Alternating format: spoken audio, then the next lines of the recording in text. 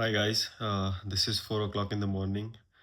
I just wanna record this because I got this book idea which I wanna write, and the title of the book will be "The Letter to My Relatives Who Tells Me That I Don't Call Them." So I'm really excited, and I hope you have popcorn and a lot of time to go through this one because I think this is one of the ideas which I'm blessed with. So I wanna start with this is that I was having a conversation with my mom like tonight only, like tonight only, uh, before I slept. The conversation was uh, my uncle called on the phone, whom she was talking, and yeah, I asked her in the summary, like, I don't usually call with my relatives or something. This uncle is my really distant, like, he's like real uncle, but he lives very far and not that far, even if you ask me. But like few months ago, my sister, my cousin sister got married or something, and I didn't went. And she's, I think, only blood relative sister I have, like from my father's side. And like they have two sisters, and I went to their wedding on the first one. Second one, this was very recent. I didn't went there. But the point is not that. The point is that on the call, that my uncle was complaining that I don't call to them or something like this. I barely talk with. He never phone calls us anything like that. And I have trained my mom, so my mom just told my uncle that you talk about yourself. He doesn't even call his maternal parents, right? My nana nani, my mama, who did a lot more things. But my mother says, I don't know. I was child. I know they have done. I have some vivid memories of things. They've been really nice to me. They have took care of me when I was child. They tolerated my childhood. What do you say? Childhood. What is the right word? Childhood trauma will be a bad word, I would say. What child play is that, like naughtiness, something like this? All my tantrums, yes, tantrums is that not trauma, tantrums. They have basically, for my childhood time, I was one bothering my grandparents. But I think I was such a cute kid that I think that would be not a job, that is a joy. So stop, first of all, my mom, to this to mom, stop just making your, like, I would be happy to help a child and play with a child. Don't tell me it is a job or you have done something extraordinary, first of all. Yeah, I appreciate that, but yeah. So again, I'm a guy who goes off topic. I have so many stories. I just want to talk, guys. I'm such a talkative person. So if you are here for some, uh, like I might go off the story sometime, but that's me. Who am I? I don't want to hide that. But yeah, carrying on. So basically, my mom told them that his, like nana nani grandparent did so much thing, he don't even call them. Why would he call you or something like this, who have only barely met me 5 times in my life? I can count in instances of him meeting in my life. He barely talk. But this is not the conversation. This was the tip of the iceberg. This is how my mom handled, and I was actually proud of my mom giving the answer. But in my response was that, hey, I'm not like a texting or calling person. If you really want good time, please come over. I told him to come to the city which I live in. I told my mom, not my relative, that you could have told them, hey, you should come. These guys are lazy as fuck, right? These relatives are lazy as fuck. They just want to get in touch with phone call or something. If you really value a relationship or something, you spend time on it, money on it, and you travel, you meet people, you let your children have summer vacations together. But they never did it. They never made me invite. Maybe they invited sometime, but it was a very formal or something. And they could have come. And my parent was not on the stage where I could invite a child for a month or something. We were barely making out for ourselves. How can we invite something like this? So this was the dynamic. This is the call dynamic. This is the conversation which I had with my mother. Not this conversation. Just I'm giving you so much detail, but with mom it is understood, right? Uh, she gave a really pretty good, like good response. But better would be have when be like if she could have called them like you should come. He is already retired. My uncle is already retired. He has so much time and everything, but he never goes out of the house or something. I don't know, but yeah, he could have come and visited me or something like this. As a kid, he should have invited me or something like this, but that didn't happen. That relationship never grew, and why now he's expecting phone calls from me, something like this. So yeah, that conversation ended, and this whole book idea came from this. Why don't I call my relatives? So, so I want to kind of write a letter. Maybe it could turn into a blog, a video series, or maybe a book or something like this. So that I want to start with. Uh,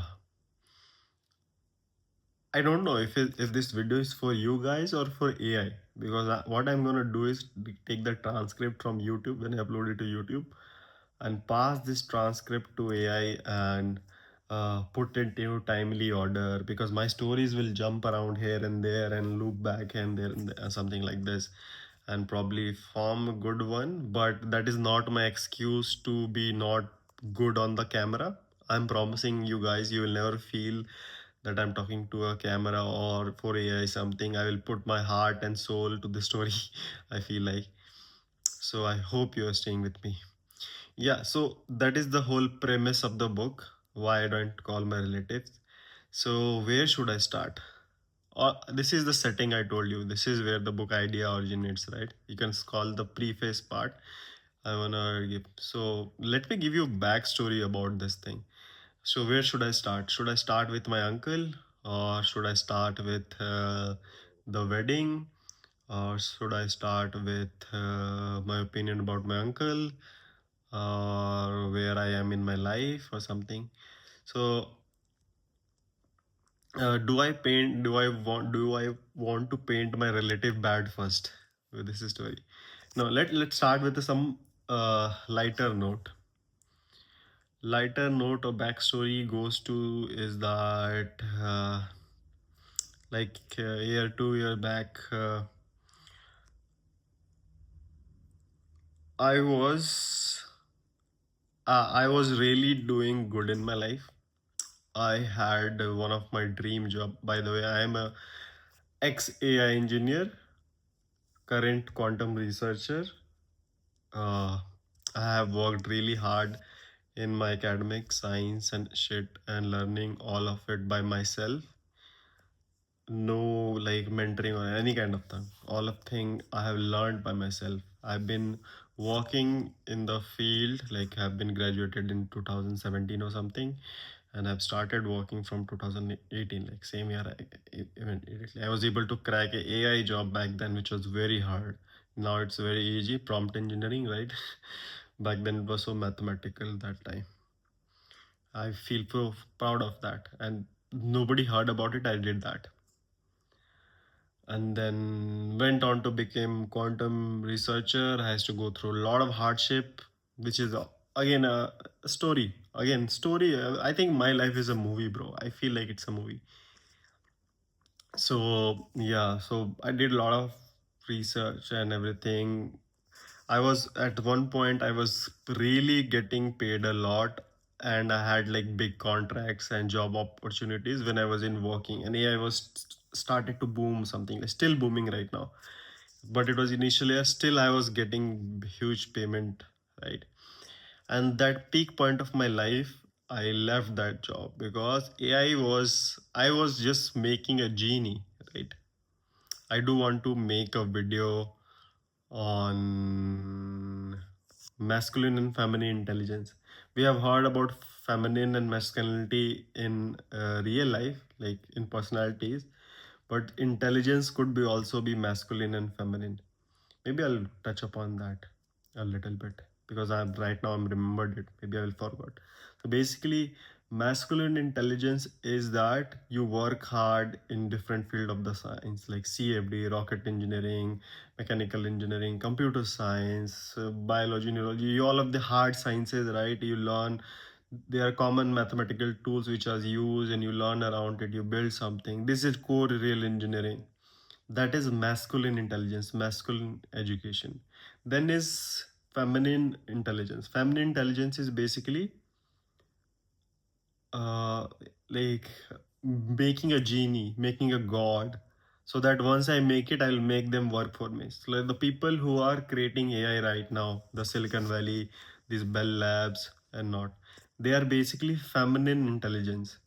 All the energy and everything, all the hard they are putting it, hard work, is trying to create a genie. They are not working on real engineering. They are trying to make a god and genie. Once the genie is out, then they will ask every other engineering field. Right? Instead of learning all the different sciences, they just want to learn one science, computer science, neurology, brain, and everything, and want to build this thing. But this feminine intelligence, which I'm talking about, they are whatever the building, this genie thing. For them, right people, the initial, the workers were was from the masculine intelligence who worked in physics and these on it.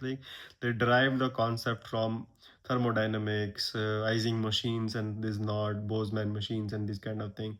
Brought that idea into computer science, neural network, and these kind of thing. Like this, all ideas are transferred from core real masculine intelligence, and they put it uh, on the in the computer science, which is like I call it feminine intelligence, right? And then from there it is trying to make this world, this genie, right? They are trying to create this genie. They try to bootstrap this AI. So this is the two definition: feminine and masculine intelligence. And this genie, and what is why calling it feminine is that the real people actually came from masculine team, right? The initial, if you ask about Jan LeCun or the Geoffrey Hinton, right? These were the pioneers of this field. They came from all masculine intelligence field to the feminine side. They brought the information from there. And the whatever the new, if you talk about Ilya guy, top guy, already made a video on him. And then you have this guy, lead of used to be lead of Tesla AI research for self driving, and now he's founder at OpenAI. He's a educator as well. His name is what his name? Now I'm forgetting his name, and I should remember his name. One is Ilya, and this is he has like a really good blog on reinforcement learning, which I really enjoyed. Uh, Jan Lukun, no, Jan Lukun already wrote. This is a younger guy. Mm, we have made videos about like how to teach LLM as well, and these kind of uh, anyway, whatever name, if I recall, I will probably say it through the on the. He also recommend. I saw his one of the videos where he talks about uh, 1,000 hour something, like when you give your time to 1,000 hour, it becomes kind of expert kind of thing, like you become expert. His name, can I Google it while talking to you guys? Let me check if this is possible.